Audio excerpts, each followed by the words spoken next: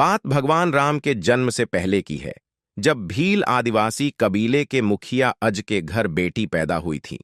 उसका एक नाम श्रमणा और दूसरा नाम शबरी रखा गया।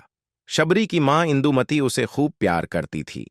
बचपन से ही शबरी पशु पक्षियों की भाषा समझकर उनसे बातें करती, और जब शबरी की मां उसे देखती तो कुछ समझ नहीं पाती थी। कुछ समय बाद एक पंडित ने शबरी के परिवार को बताया कि वो आगे चलकर सन्यासी बन सकती है। इस बात का पता चलते ही शबरी के पिता ने उसका रिश्ता तय कर दिया। जैसे ही शादी का दिन नजदीक आया, शबरी के घर वालों ने खूब सारी बकरियां और अन्य जानवर घर के पास लाकर बांध दिए। एक दिन शबरी का मां जब उसके बाल बना रही थी तो उसने मां से पूछा, इतने सारे जानवर हमारे घर क्यों लाए गए हैं? मां ने जवाब दिया, बेटी, तुम्हारा विवाह होने वाला है, इसलिए हम लोगों ने इनका इंतजाम बलि के लिए किया है। तुम्हारी शादी के दिन ही बलि प्रथा होगी और फिर इनसे स्वादिष्ट भोजन बनाकर सबको परोसा जाएगा। यह सब सुनकर शबरी दुखी हो गई। काफी देर तक शबरी ने उन जानवरों को आजाद करने के बारे में सोचा। सोचते सोचते शबरी के मन में हुआ कि अगर ये जानवर यहां नहीं होंगे तो इनकी बलि रुक सकती है। ऐसा नहीं हुआ तो मेरे घर से कहीं चले जाने पर ही यह बलि रुकेगी। जब मैं ही नहीं रहूंगी तब न विवाह होगा और न ही बलि प्रथा।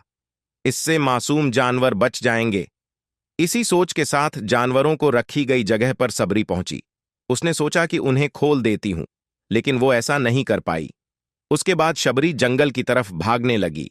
भागते भागते शबरी अर्शिमुख पर्वत पहुंच गई। वहां करीब 10,000 आर्षि रहा करते थे। शबरी को लगा कि वो भी इसी जंगल में किसी तरह आर्षि मुनियों की सेवा करके अपना जीवन जी लेगी।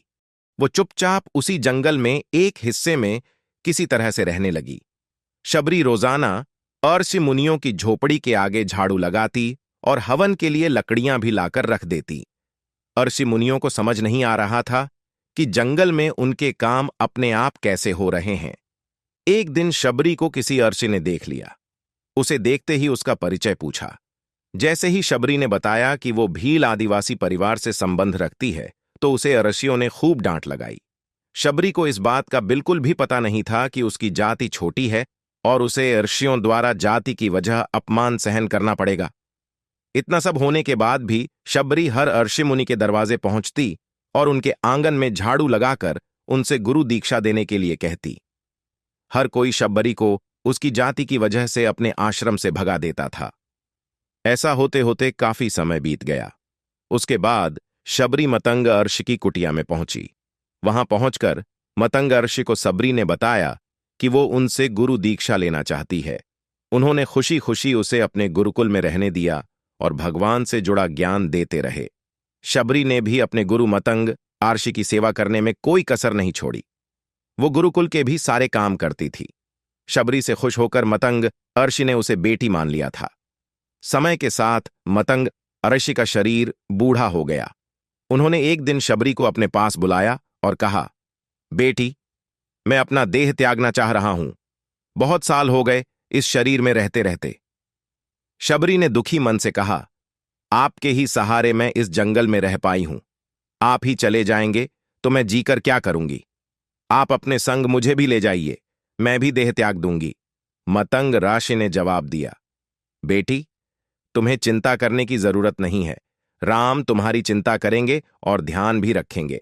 शबरी ने राम का नाम सुनने के बाद पूछा, वो कौन है और उन्हें मैं किस तरह से ढूंढूंगी? मतंग अर्षि ने बताया, राम कोई और नहीं भगवान है। वो तुम्हें सारे अच्छे कर्मों का फल देंगे।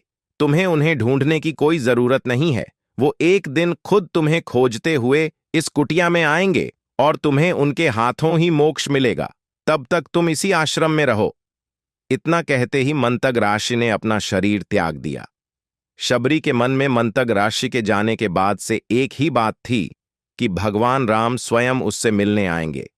वो रोज भगवान राम से मिलने के लिए बाग से अच्छे अच्छे फूल लाकर पूरा आश्रम सजाती और भगवान के लिए बेर तोड़कर लाती। भगवान के लिए बेर चुनते हुए शबरी उन्हें छक लेती थी ताकि भगवान वो सिर्फ मीठे बेर ही दे। रोजाना शबरी इसी तरह भगवान के दर्शन की आस में फूल और बेर इकट्ठा करती रहती थी।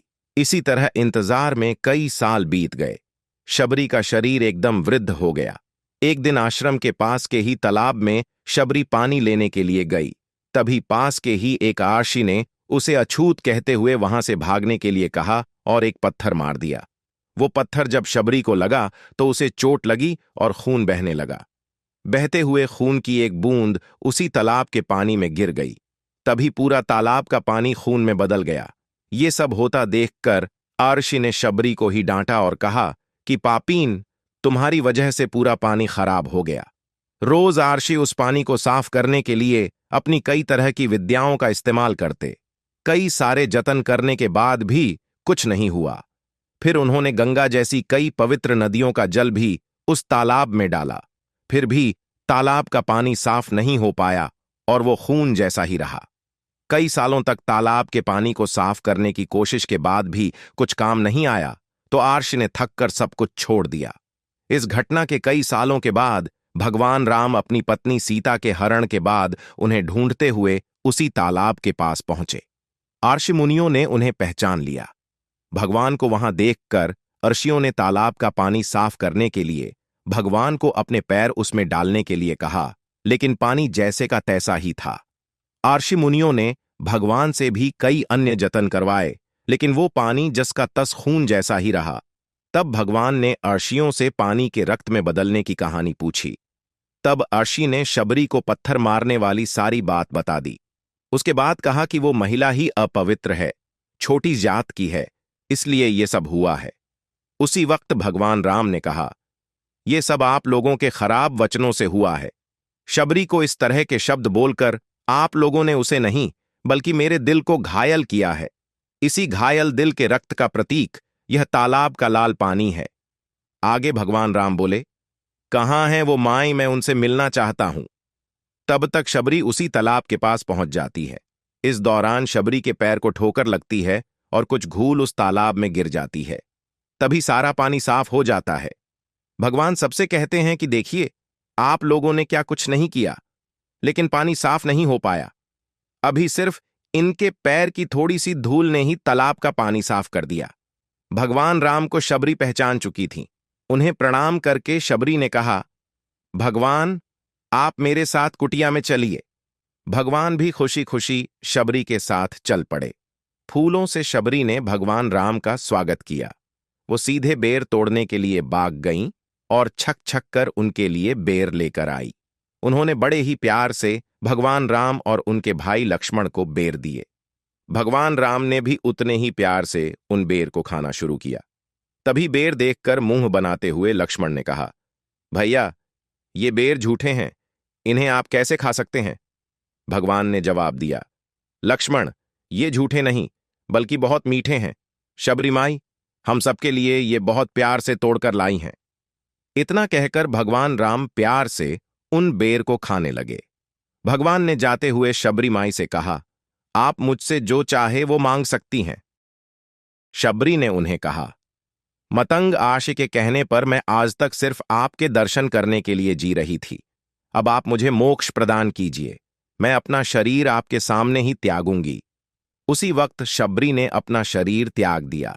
भगवान राम ने अपने हाथों से उनका अंतिम संस्कार किया और सीता मां की खोज में आगे बढ़ गए। इस तरह से आर्षि मतंग की बात सच साबित हुई और शबरी को भगवान राम के दर्शन भी हुए। तभी से भगवान राम को शबरी के राम भी कहा जाने लगा। कहानी से सीख, सच्ची श्रद्धा हो तो भगवान के दर्शन जरूर होते हैं।